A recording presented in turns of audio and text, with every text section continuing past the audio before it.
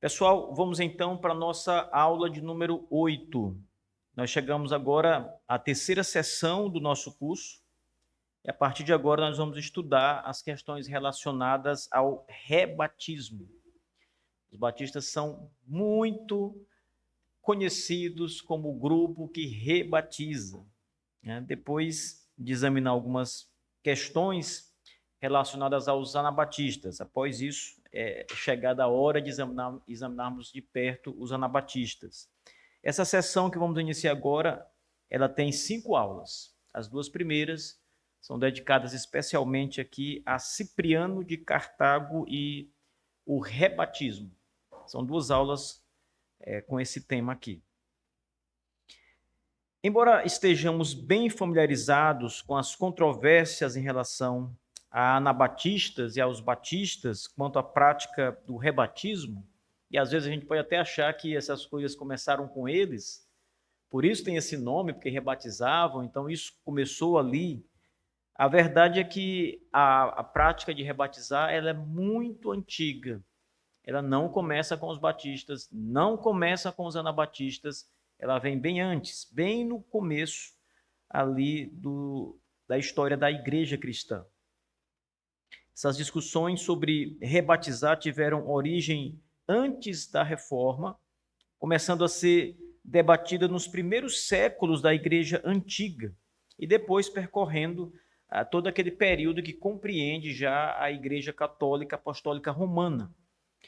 Nos séculos 2 e 3, a igreja ainda consolidava a sua compreensão sacramental e a sua eclesiologia, especialmente no que diz respeito à relação entre fé, graça e os meios visíveis de entrada na comunidade da igreja. O batismo sempre foi visto como um meio de entrada na igreja. Então, a igreja católica, por exemplo, ela tomava o batismo como sendo o passo dado tanto para a salvação como para que o indivíduo se tornasse católico romano e assim entrasse para a igreja. A igreja evangélica, por sua vez, ela também via o batismo dessa forma. Ela entendia que o batismo era uma porta de entrada. Até hoje os batistas veem o batismo como sendo a porta de entrada à membresia da igreja, aquilo que torna uma pessoa membro da igreja. Então, isso não é novo, essas coisas não são novas. Esse cenário do século II, III, com essas ideias aqui sendo ainda trabalhadas, surge a figura de Cipriano de Cartago. Ele está ali entre os anos 200 e 258 depois de Cristo. A posição sobre o rebatismo de hereges e também de cismáticos se tornou uma das mais marcantes e controversas do período patrístico. Um historiador chamado Everett Ferguson escreveu o que eu considero a obra mais monumental sobre a história do batismo, né? E ele gastou muito tempo tratando aqui do bispo Cipriano, né? Ele diz o seguinte: Cipriano, bispo de Cartago, foi o maior participante em 3 controvérsias no século III relacionadas à prática batismal. A primeira controvérsia em relação ao batismo infantil, a segunda em relação ao batismo administrado por heréticos e por cismáticos, e a terceira controvérsia em relação ao batismo administrado a pessoas doentes. Ele demonstrava, então, que as questões relacionadas ao batismo já eram bastante discutidas naquele período. Cipriano é uma prova disso, de que o rebatismo não é algo novo e era discutido naquele período primordial. O que nos interessa nesse momento são as controvérsias relacionadas ao rebatismo. As outras 2 vão ficar para outra ocasião. E ela nos interessa porque Cipriano defendia o rebatismo em algumas situações, quando outra parte da igreja rejeitava completamente o rebatismo. O contexto histórico de Cipriano também é interessante, ele é africano, está lá no século III, como vimos, a região da África proconsular, com destaque aqui para Cartago, era um dos centros mais importantes do cristianismo ocidental no século III. Atualmente, nós temos, inclusive, aqui no Brasil, a oportunidade de ter muitas publicações da teologia africana.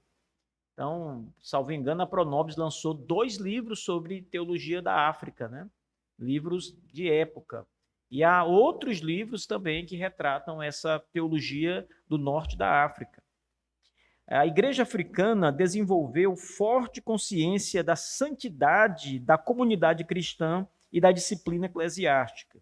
Foi nesse ambiente que Cipriano, originalmente um advogado pagão, converteu-se ao cristianismo por volta de 246 e rapidamente ascendeu ao episcopado de Cartago, ano 249.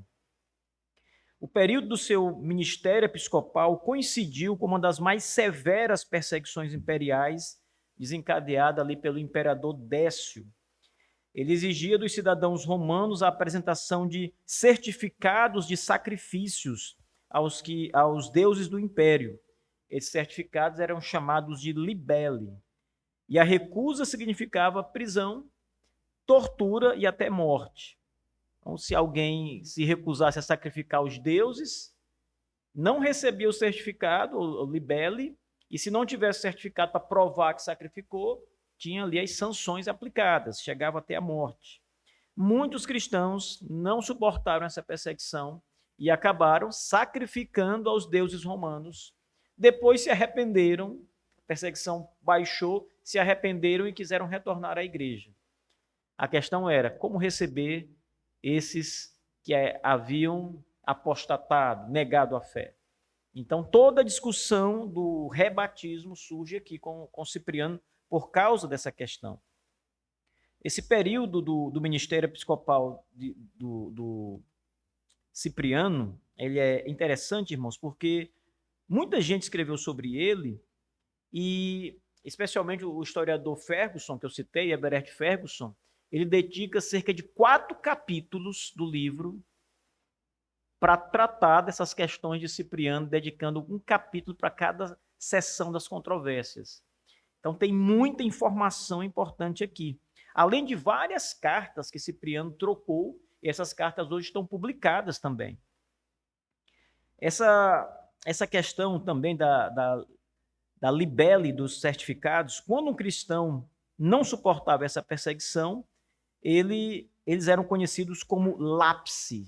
A palavra lapsi vem de lapso, né? Tive um lapso, né? Um deslize. Então, era mais ou menos assim que eles eram considerados. A questão que emergiu imediatamente após a perseguição era como restaurar os que haviam negado a fé. E a resposta a essa pergunta revelou divergências significativas na eclesiologia e na disciplina da igreja africana e romana.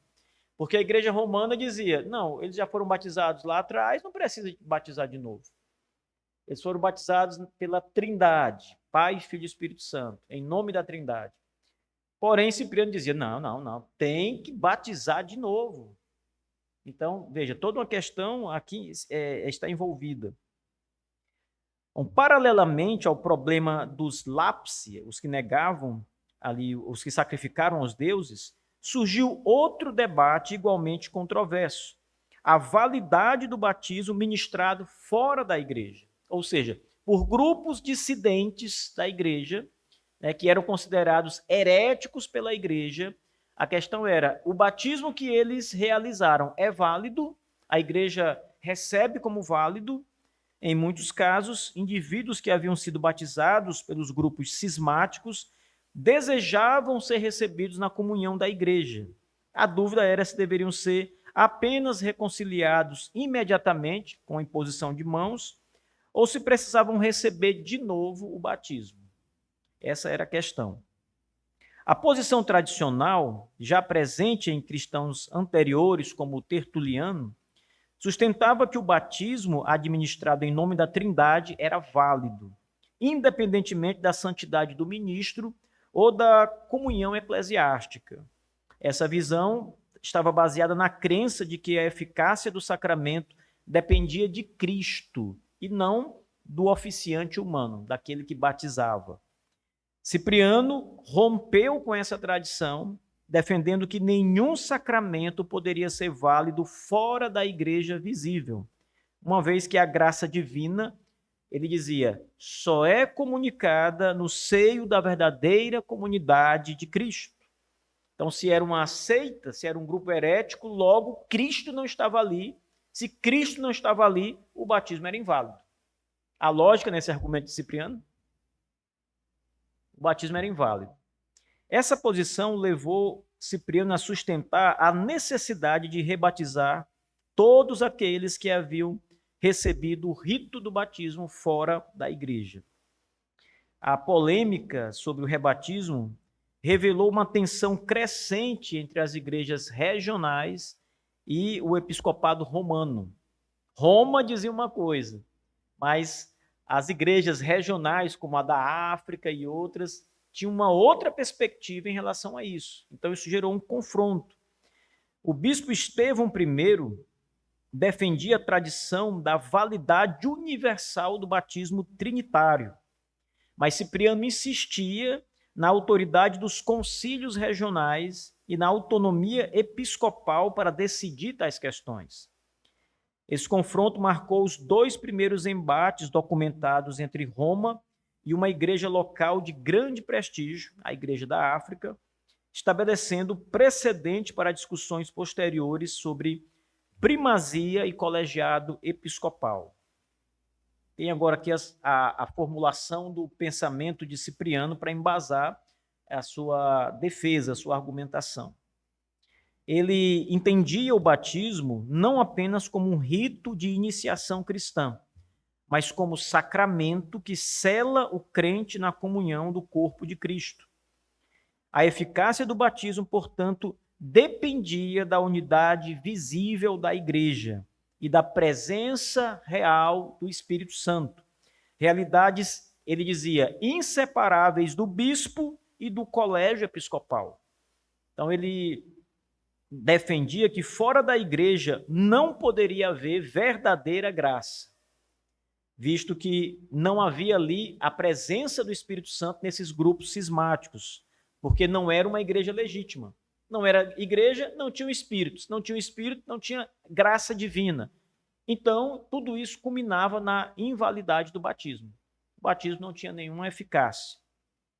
Em suma, em uma de suas cartas, Cipriano disse: ninguém pode ser batizado fora da igreja, pois há um só batismo, e este só pode existir na única igreja fundada sobre Pedro pelo próprio Cristo. A base para o raciocínio dele encontra-se nos escritos de Paulo, especialmente em Efésios 4, onde está escrito: há um só corpo e um só espírito, como também fostes chamados em uma só esperança da vossa vocação, um só Senhor, uma só fé, um só batismo. Então, Cipriano entendia que a expressão um só corpo, ela era uma identificação da igreja visível. O corpo era a igreja visível. Então, o batismo administrado fora dessa unidade visível carecia de validade sacramental. Não era aceito, então tinha que ser batizado novamente. A consequência lógica dessa eclesiologia era a rejeição de qualquer batismo que não estivesse ligado ao episcopado católico.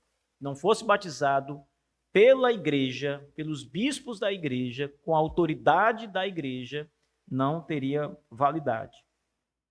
Então, heresias e cismas eram vistas não apenas como erros doutrinários, mas como rupturas que privavam os dissidentes da graça santificante.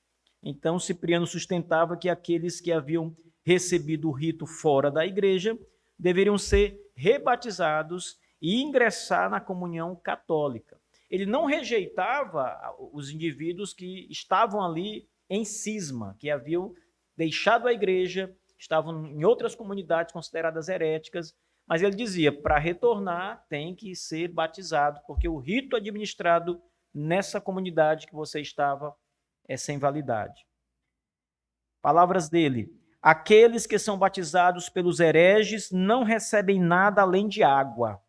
Não têm o selo da salvação, pois o Espírito Santo não está presente onde Cristo não está.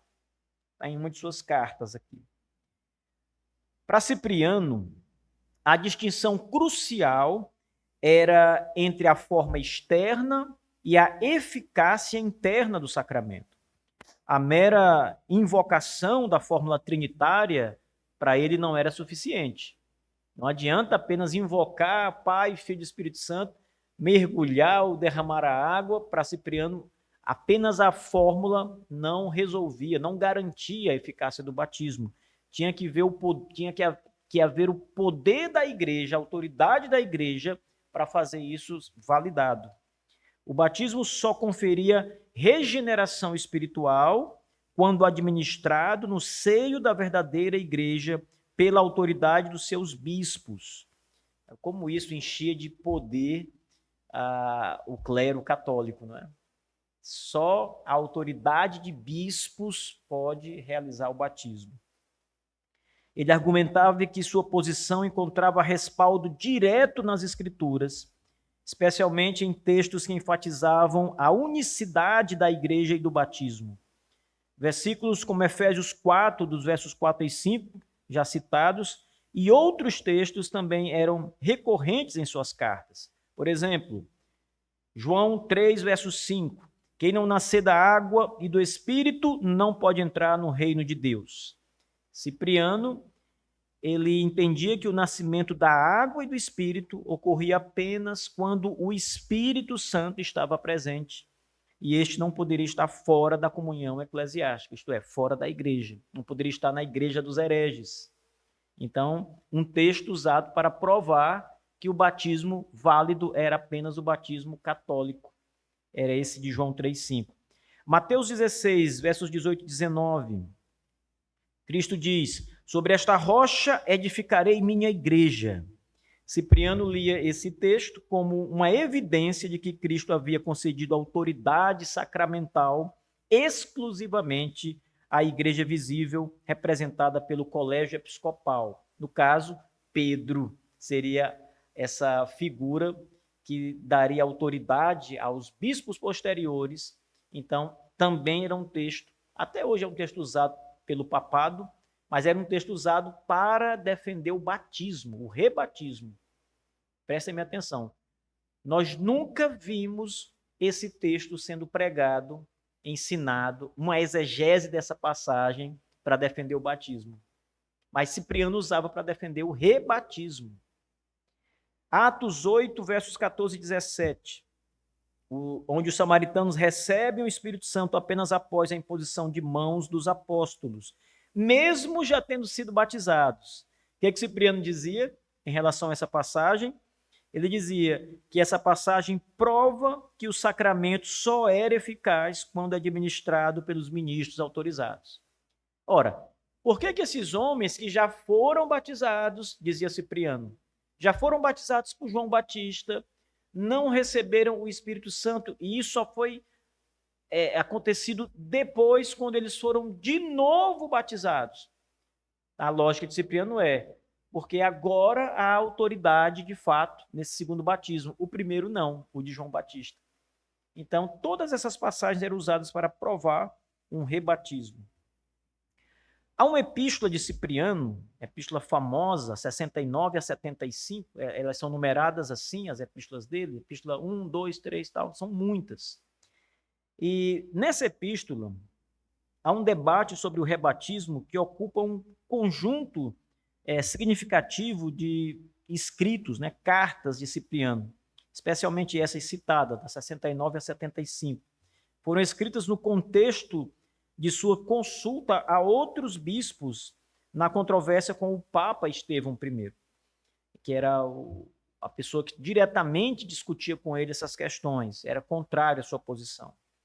Então, um sumário dos temas dessas epístolas era o seguinte: na epístola 69, dirigida aos bispos africanos, ele reafirma a necessidade de um batismo verdadeiro para os hereges que retornam, declarando inválido o rito realizado fora da igreja. Na epístola 70, dirigida ao próprio Papa Estevão, ele insiste na autonomia das igrejas regionais para decidir sobre as questões disciplinares, rejeitando a imposição unilateral de Roma. Então, ele desafiava aqui o Papa.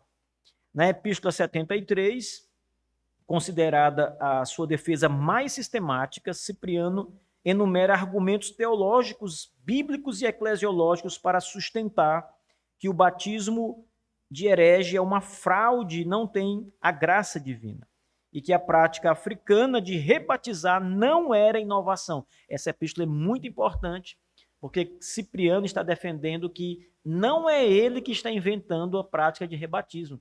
Ele argumenta que segue uma tradição. E note bem que ele está aqui no século III. Então ele diz nessa epístola que não era uma inovação, mas um costume antigo. Cipriano deixa subentendido que antes dele a igreja africana já rebatizava.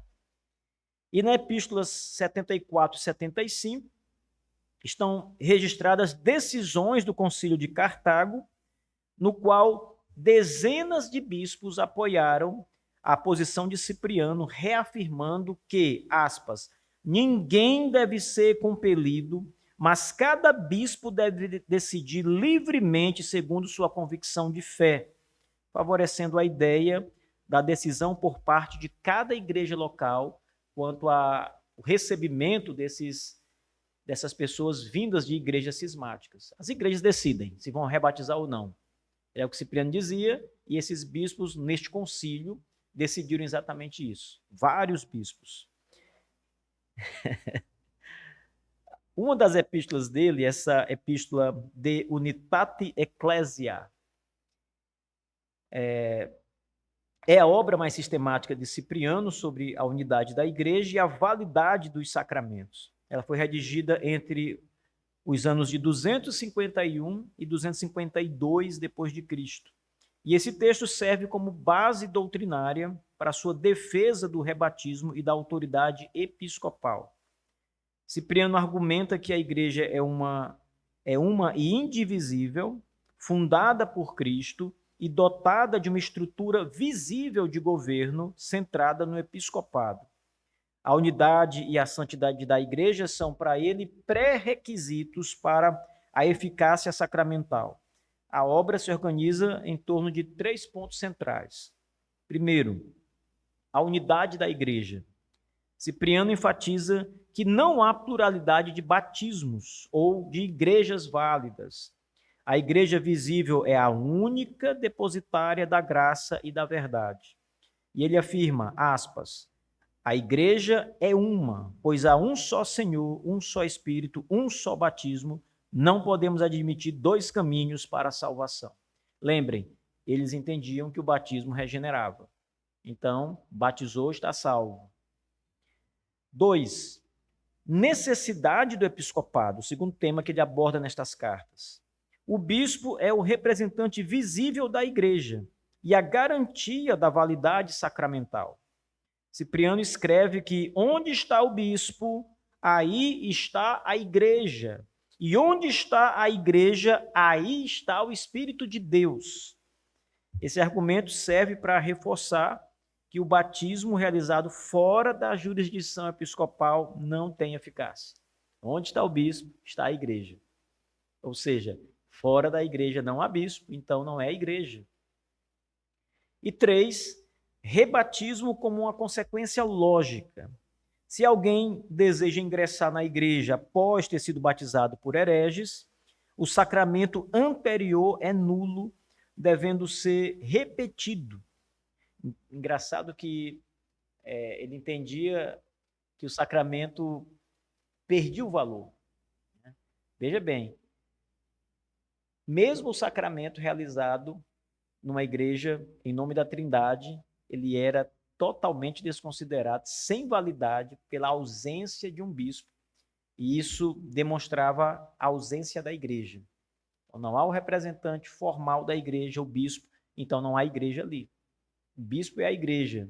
Esses conceitos vão se desenvolver na história do catolicismo romano mais tarde. Mas note as sementes iniciais aqui. Cipriano trata o batismo de herege como uma simples imitação do sacramento, desprovida de graça salvadora. Quais são as implicações eclesiológicas? a posição de Cipriano implica uma concepção altamente centralizada da igreja, em contraste com abordagens mais flexíveis presentes em Roma. Entre as consequências práticas estão exclusividade sacramental. Somente a Igreja Católica possui poder para conferir os sacramentos de maneira válida. A autoridade episcopal. Cada bispo é responsável por garantir a validade do batismo e a disciplina da sua comunidade. Limite da autoridade de Roma.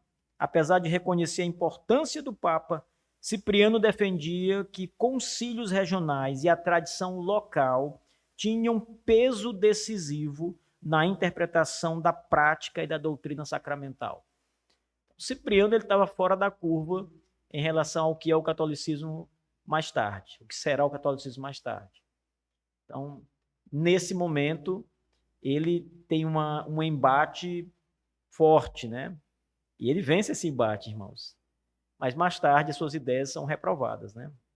E o principal homem que enterra as ideias de Cipriano é ninguém menos do que Agostinho. Mas as ideias dele ali no primeiro momento são vitoriosas. Essa concepção dele, dessas questões relacionadas à autoridade dos bispos, ela influenciou diretamente a prática africana de rebatizar hereges, que se manteve como norma até o surgimento da controvérsia donatista no século IV. Quais são as conexões com a epístola e as controvérsias que ele teve com o Papa Estevão I? As ideias da epístola de Unitate Ecclesiae ecoam nas cartas de Cipriano, nas epístolas 69 a 75. A obra serviu como respaldo teológico para responder críticas de Roma e para defender as decisões do Concílio de Cartago. O ponto central da disputa com Estevão era a validade do batismo fora da igreja. E Cipriano reiterava que a presença do Espírito Santo, ligado ao episcopado legítimo, era condição indispensável para a eficácia sacramental. Então, em termos históricos, essa defesa fortaleceu a consciência da autonomia das igrejas africanas. Estabeleceu um precedente importante.